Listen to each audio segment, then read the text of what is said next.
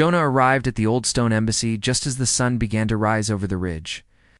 He was tired from the long transport ride, but he felt a growing sense of wonder.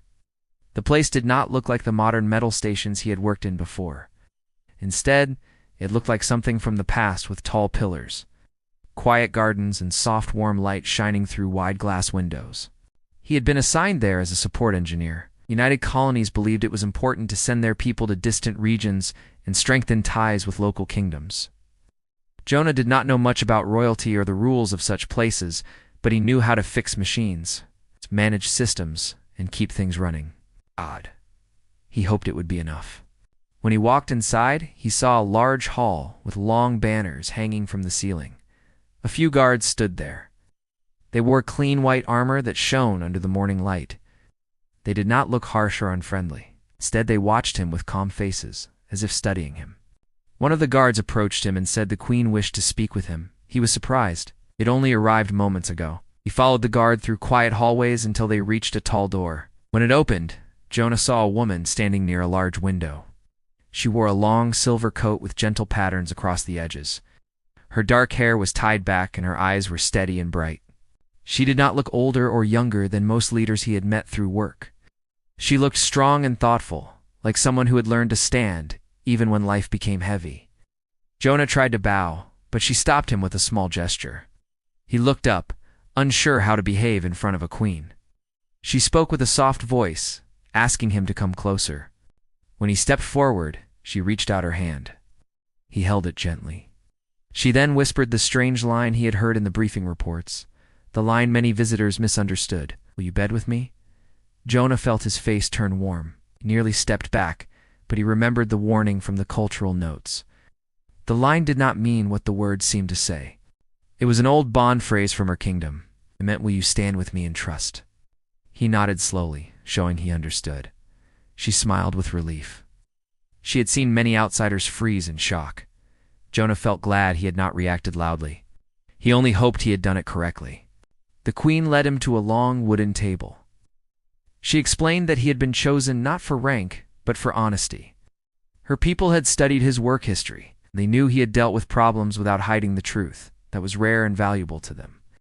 She told him there were growing troubles across the region. Someone was trying to damage the peace between her land and the colonies.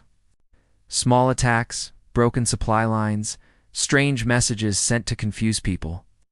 At first, they thought it was simple crime or disorganized rebels, but the pattern was too clear.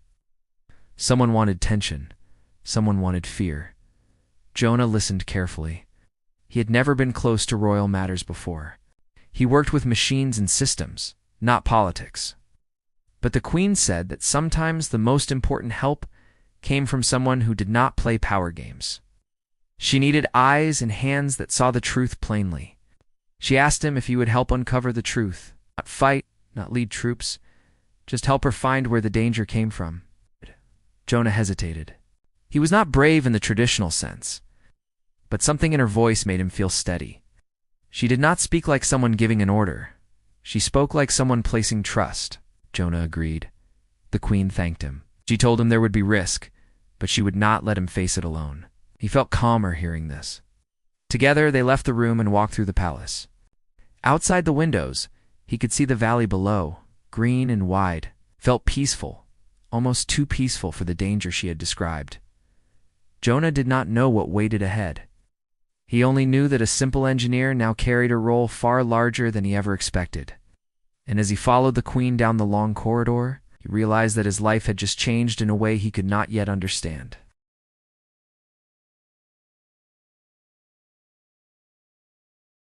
Washed his face, put on clean clothes, and stepped outside his room.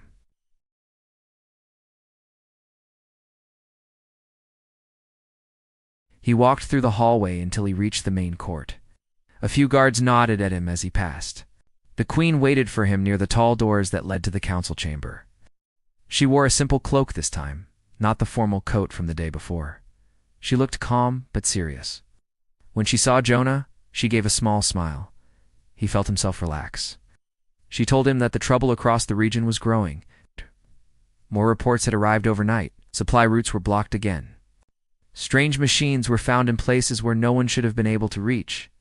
People were scared, and fear spread fast when no one knew who to trust. The Queen said they needed to find the source of these problems, and they needed to find it soon.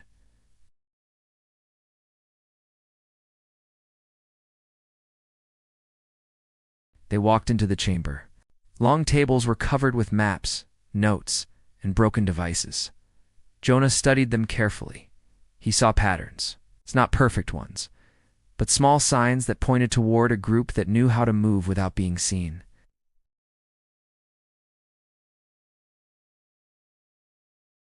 Jonah explained what he noticed.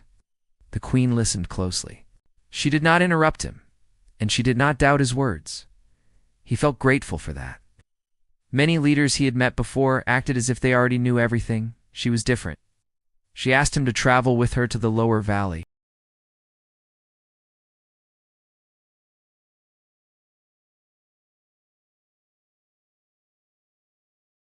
A small group of guards joined them. They took a transport car down the hill. Jonah looked out the window.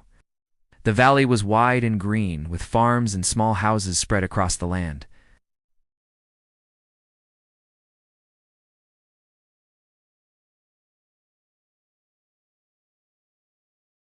The Queen stepped out first. The workers bowed their heads, showing respect, but she told them to rise. She walked among them, asking simple questions. She listened to every answer. Jonah examined the broken machines. He touched the wires and looked closely at the cuts. They were smooth, not messy. Someone had used tools that only trained engineers would know how to use. He felt a chill. This was not random. This was planned. He called the Queen over and showed her what he found. She frowned. She looked across the field, then back at Jonah. She could see he was telling the truth. One of the workers told them he had seen shadows moving the night before. He thought it was nothing, maybe just animals, but now he was not sure. The Queen asked him to describe what he saw. His hands shook as he tried to explain. Jonah listened and took notes. As they walked back to the transport car, the Queen told Jonah that the situation was worse than she feared. Whoever was behind this knew how to hide. They were careful, quiet, and patient. Jonah felt uneasy. The idea of a traitor made everything more dangerous.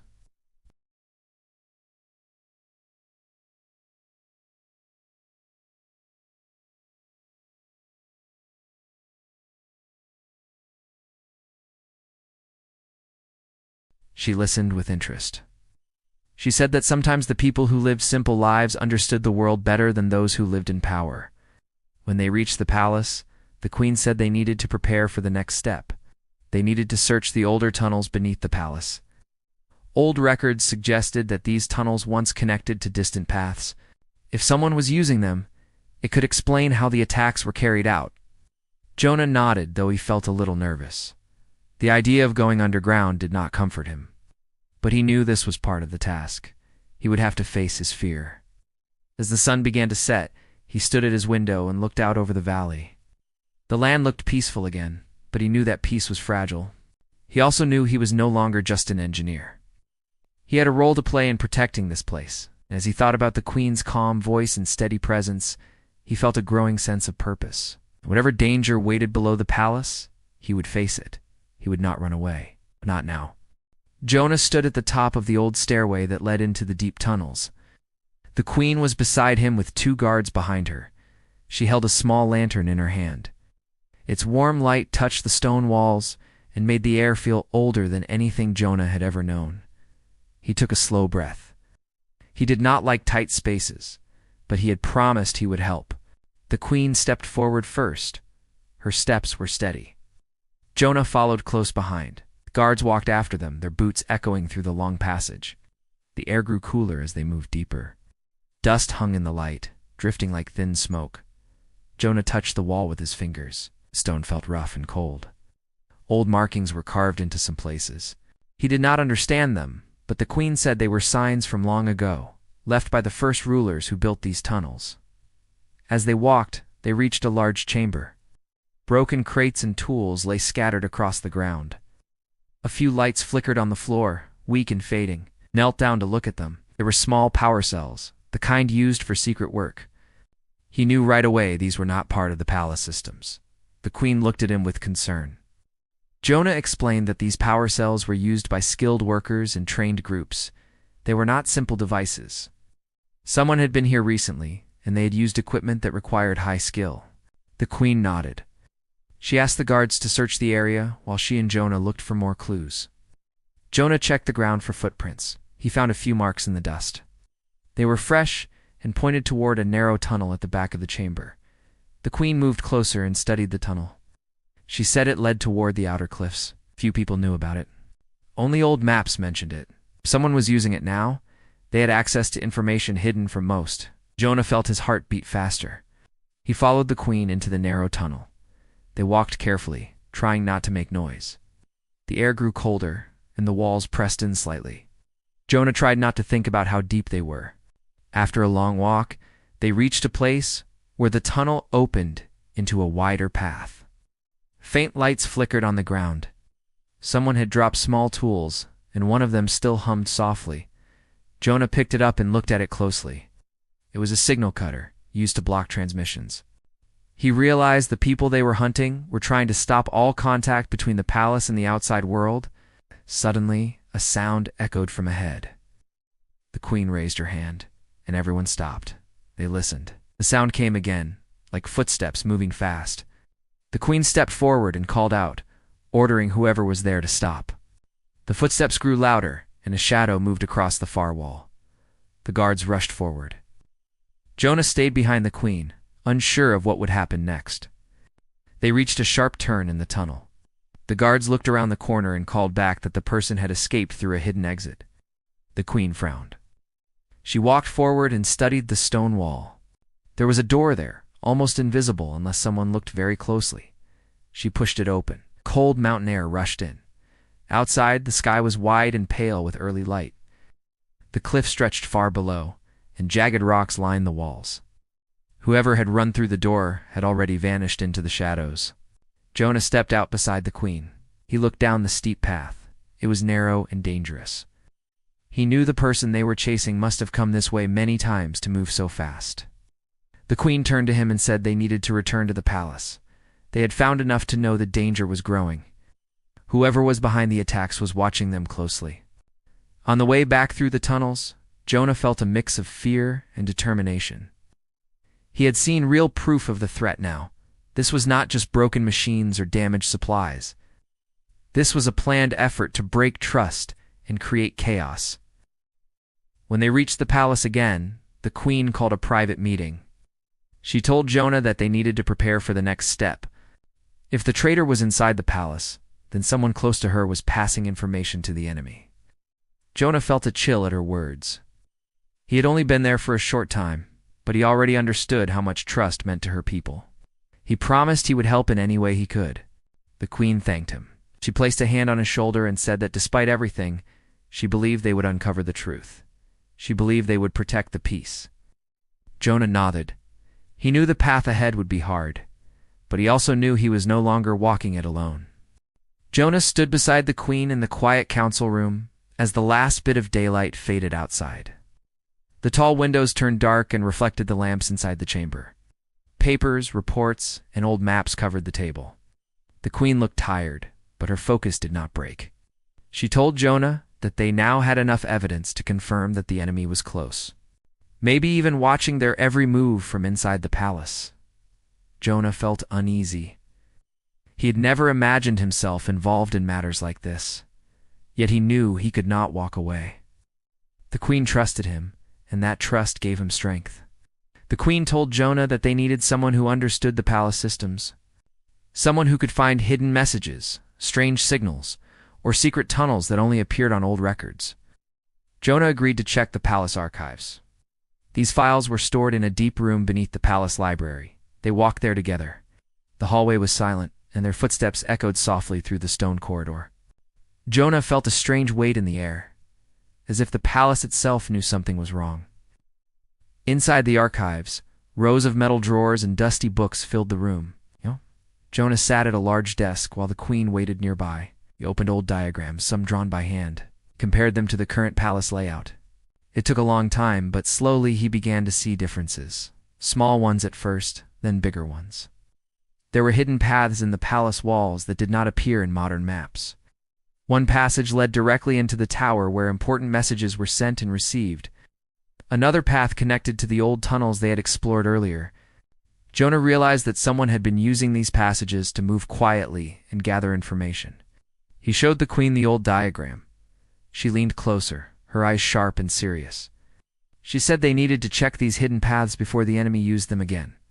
They took 2 guards with them and headed toward the first secret passage. It was behind a wall in the tower. Jonah pushed the old panel, and the wall slowly shifted open. Dust rose into the air. The passage was narrow and dark. The queen stepped inside without fear, and Jonah followed her. They moved slowly. The air smelled old, like things forgotten for years. As they reached the first turn, Jonah noticed faint scratches on the wall. Someone had passed through here recently. He pointed them out to the queen, and she nodded. They continued until they reached a small room hidden between walls. Inside were tools, broken devices, and maps. Jonah picked up one of the maps, showed the palace and the outer valley, marked with a series of lines that matched the locations of the attacks. The queen looked at the map in his hands. She said that this was clear proof someone inside the palace was working with the enemy. Whoever had been here had planned everything carefully. Suddenly, a noise echoed through the passage. Footsteps, fast and uneven. The guards moved forward, but the queen held up her hand and told them to stop. She called out into the darkness, telling the person to show themselves. A figure rushed past the corner. The guards gave chase. Jonah and the queen followed. The narrow walls amplified every sound. Jonah could hear heavy breathing and the scrape of boots as they ran. He chased the figure down the tunnel until the passage split. The figure turned left, but the guards lost sight of them. The queen stepped forward and looked at the ground. Small pieces of metal lay in the dust. She picked one up and showed it to Jonah. It was part of a device used to send coded messages. She said that whoever ran away was the traitor or someone working directly with them. They were close, very close. They moved back toward the main palace. The queen brought the map and the mantelpiece with her. She told Jonah they now had what they needed to confront the enemy, but she also said the traitor would not give up easily. Back in the council room, the queen gathered her advisors. She shared what they had found, but left out the secret passages. She wanted to keep that knowledge between her and Jonah until she knew who could be trusted. After the meeting, the queen spoke with Jonah privately. She thanked him for his courage and sharp thinking. Jonah felt a quiet pride. He never thought a simple engineer like him would play such an important role. As the night grew deeper, Jonah stood at the window and looked across the dark valley. He wondered who the traitor could be. He knew the next step would be the most dangerous. He also knew that the queen depended on him. Whatever came next, he would face it with her. Jonah woke before sunrise. The palace was still and quiet, as if the whole place was holding its breath. Today they would face the truth. The queen had told him the night before that the final step was to confront the person behind all the trouble. She believed the traitor would try something before the next council meeting. Jonah felt nervous, but he also felt ready. He walked through the empty hallway toward the council room. Thin morning light slipped through the windows, painting soft lines across the floor. Jonah could hear distant footsteps as guards prepared for the day. He reached the room and found the queen already there. She stood by the long table, studying the coded messages they had collected. She greeted Jonah with a calm voice. She told him she had narrowed down the list of people who had access to the hidden passages and the tower. Only a few trusted workers and advisors knew enough to move so quietly. She believed the traitor was among them. Jonah looked at the map again. He noticed something he had missed the night before. A line drawn in red ink stopped at a point near the storage halls. He pointed to it and asked the queen if that place was important. She said that the storage halls held old communication tools, some of them still active. If someone used those tools, they could send messages without being detected. The queen decided they needed to go there at once. She did not want to send guards first. She believed the traitor would run or hide if they saw soldiers. She asked Jonah to come with her. He agreed. They moved through the palace quietly. The air felt tense. Jonah could sense that something was about to happen. When they reached the storage halls, they found the door slightly open. The queen put her hand on the handle and pushed the door wider. Inside, rows of shelves filled the room. Old machines, metal boxes, and dusty cables covered every corner. Jonah walked to the back of the room, checking the devices one by one. Then he heard a soft click. The queen turned sharply. A figure stood near a corner, holding a small device. The device glowed faintly. The traitor had been sending a message. The queen stepped forward and called out to them. She told the person to stop and hand over the device. The figure hesitated. Jonah recognized the person. It was one of the queen's trusted advisors, someone who had helped organize events for years. Jonah felt shock rise in his chest. He never imagined this person could be the traitor. The advisor stepped back and reached for something hidden under a cloth. The queen moved fast and blocked their hand. The advisor tried to escape, but Jonah grabbed their arm. The struggle was quick but sharp. The device dropped to the floor and rolled across the ground. The queen ordered the guards at the door to take the advisor into custody. The guards arrived moments later and pulled the advisor away. Jonah still felt shaken. He had trusted this person. The queen placed a hand on his arm and told him he had acted bravely. The guards searched the room and found more tools, coded messages, and lists of targets. The advisor had been working with a hidden group outside the kingdom. Their goal was to break the peace between the Queen's land and the colonies. They wanted fear and chaos so they could rise to power. Back in the council room, the Queen spoke with her advisors and shared everything they had learned. She kept Jonah beside her. She explained how the traitor had used old tunnels, devices, and hidden messages to plan every attack. The advisors were shocked, but they listened carefully. The Queen's voice was steady. She told them that trust must be rebuilt and that they would work together to repair the damage. When the meeting ended, the Queen asked Jonah to stay. The room grew quiet. She walked to the window and looked out at the valley below. The sun had risen fully now, painting the land in warm light. She turned to Jonah and spoke softly. She said that he had changed the fate of her kingdom. Without his help, the truth would have remained hidden. She stepped closer and thanked him with deep sincerity. Jonah felt a warmth spread through his chest. He had never expected to play such an important role. He had come to the palace as a simple engineer, but now he stood beside a queen who trusted him more than anyone. The queen then repeated the old phrase she had spoken on the first day. This time her voice carried not only trust, but also hope. Jonah understood the meaning completely now. It meant, "Will you stand with me?" He nodded, and the queen smiled. Together they walked toward the hall where the people waited to hear the truth. The kingdom would heal, and peace would return. Jonah knew that whatever the future held, he would face it with courage. He would stand with the queen, not because of duty, but because he believed in her and in the peace they had fought to protect.